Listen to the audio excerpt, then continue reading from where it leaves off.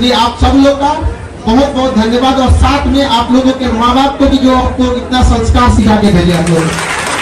कहीं ना कहीं आप लोग के पहले टीचर जो होते हैं वो आपकी माँ होती है, वही से आपको सबसे पहले ज्ञान देती है, वही से आपको। और याद रखिएगा आप यहाँ आए हैं तो आपकी माँ आपका रास्ता देख रही है कि आपके बच्चे, उनके बेटी, उनका बेटा सफल होके आएगा। यहाँ से अगर आप असफल होके जाओगे तो आप अपनी माँ की नजरों में गिर जाएंगे। माँ ऐसी चीज होती है जो 2 रोटी कम भी खाती है लेकिन बच्चों को पढ़ाती है। हमको याद है आज भी कि जब हम ग्रेजुएशन में पढ़ रहे थे तो मेरी मम्मी को ऑपरेशन कराना था पथरी का, और वो डॉक्टर बोला था बहुत बड़ा सा पथरी था वहाँ का। अब हमको एग्जैक्ट नहीं याद आ रहा है लेकिन बहुत ज्यादा।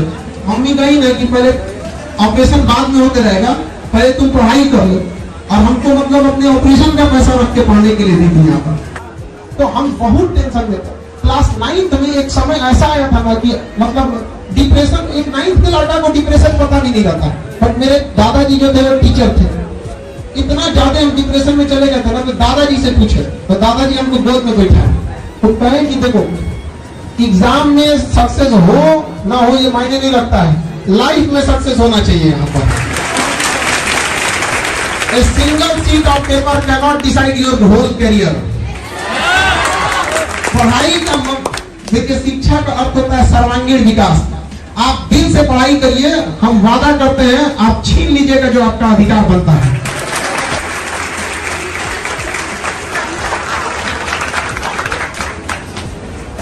इसके बाद हमारे डीआईजी सर को सम्मानित करेंगे। हमारे डीआईजी कॉलेज अक्सर सर के लिए जोरदार ताली। एक बार परवेज अख्तर सर के लिए जोरदार ताली।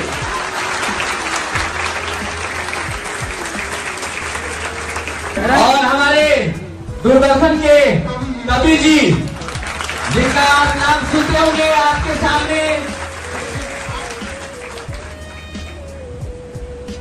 सर बहुत बड़े मोटिवेशन हम सब के लिए। आपको पता होना चाहिए, आपको बता दें आपकी जानकारी के लिए, सर दिव्यांग होने के बावजूद पैर से सर पर चलने में बहुत दिक्कत होता है। वहाँ पे हम क्या कहें, सर का आर्टिफिशियल पैर है और 5वें तल्ले पे चल गए। हम कहेंगे विद्यार्थी तो इनका क्या कहना था पता है? इनका कहना था कि हम सर के बल चल चलेंगे, पैर तो अभी है हमारे पास। ये फैसला इस जुनून के लिए हम सबको बहुत बहुत आभारी हैं। जोरदार तालियों के साथ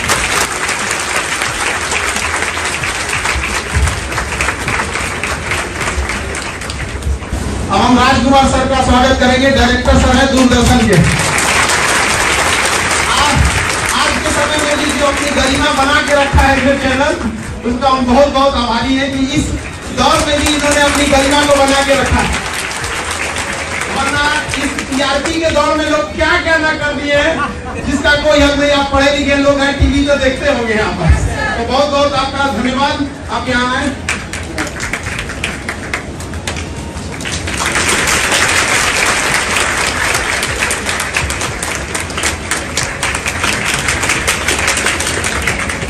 किसी को अपने के लिए समय नहीं रह गया। आज का समाज ऐसा हो गया है कि जनसंख्या डेली बढ़ रही है लेकिन दूरियां भी उसी के साथ बढ़ते जा रही है।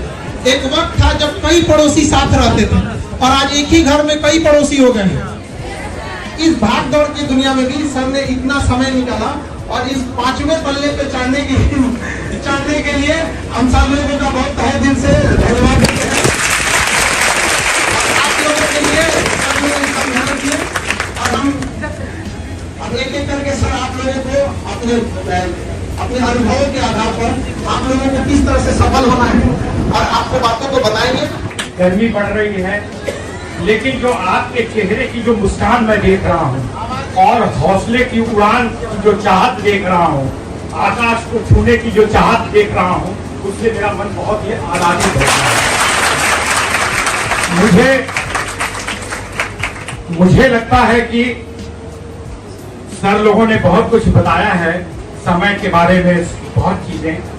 कम समय में मैं आपको एक दो चीजें बताना चाहूंगा अपने बारे में भी कि कैसे एक संगीत का कलाकार जो पूरा वर्ल्ड घूमा कम उम्र में और लेनिनग्राद, ताशकंद, रीगा, तमाम जर्मनी, जापान और 50,000 लोगों के बीच में संगीत का परफॉर्मेंस देकर और ताली की गूंज इस कान में गूंजी, वो व्यक्ति अपने माता पिता, अपने गुरु का मान बढ़ाने के लिए अपने उस लिंग को बदल दिया।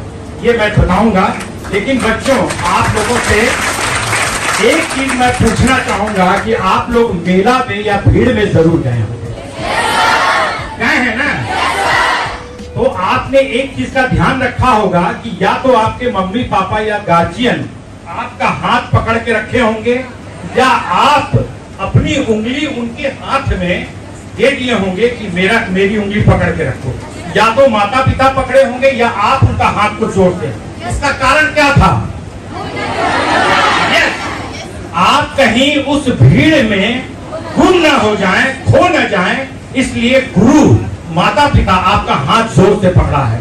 इसलिए मैं खान साहब को मैं बहुत ही तहे दिल से इनका मैं शुक्रिया अदा करूंगा कि ये एक ऐसे माता पिता से भी बढ़ के गुरु है जो अपने बच्चों का हाथ जोर से पकड़े हुए हैं कि वो भीड़ में खो न जाए।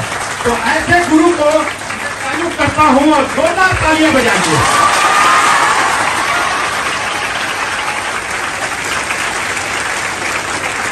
बच्चों, मैं आज एसपी साहब बैठे हैं, तमाम लोगों ने अपने अनुभव शेयर किए। मैं एक चीज ये कहता हूं कि जो बच्चा फेल हुआ वो समझ लीजिए कि उनके लिए एक इंडिकेशन है कि आप जहां के लिए आप फेल हुए हैं उससे कहीं आप आगे बढ़े। जीवन का जो असफलता है वही जीवन को सफल बनाने का जज्बा पैदा करता है। अगर आप असफल हुए तो आप अपने आप को खोजिए कि किस कारण से हम असफल हुए। क्या हमने अपने समय को सही ढंग से उसका सर्किल का निर्णय किया कि नहीं, पढ़ाई पर कंसंट्रेशन किया कि नहीं, सही चीजों को ध्यान से अपने गुरु की बातों को सुना कि नहीं। और जब उस चीज को आप खोज लेंगे तो मुझे लगता है कि अगर आप बीएसपी बनना चाहते हैं या एनडीए बनना चाहते हैं या कुछ भी, तो उससे भी आप आगे बढ़ेंगे। मैंने सही कहा कि आप अपने स्वास्थ्य का ध्यान रखें। बच्चे बेवजह बिना समय के खा लेते हैं, कभी भी सो जाते हैं, कभी भी उठ गए, बिना नहाए धोए कहीं भी जाके पढ़ने लगे, जब मन हुआ उठ गए। नहीं, समय रूटीन बनाइए। आप सवेरे उठते हैं, सवेरे से लेकर रात तक 24 घंटे का एक रूटीन बना हुआ होता है, और उस रूटीन को जो जीवन में फॉलो करेगा वो निश्चित ही बहुत आगे बढ़ेगा। इसमें कोई दो मत नहीं कि आईएएस, आईपीएस और यूपीएससी का ठप्पा हर व्यक्ति लगवाना चाहता है। इसमें कोई दो मत नहीं, मैं मानता हूं इसको, क्योंकि हर आदमी चाहता है उसके माता पिता किसी पद पर हो, वो चाहते हैं कि मेरा बच्चा यूपीएससी का अगर ठप्पा लग जाता, आईएएस, आईपीएस बन जाता, तो मेरा जीवन 7 पीढ़ी तर जाता।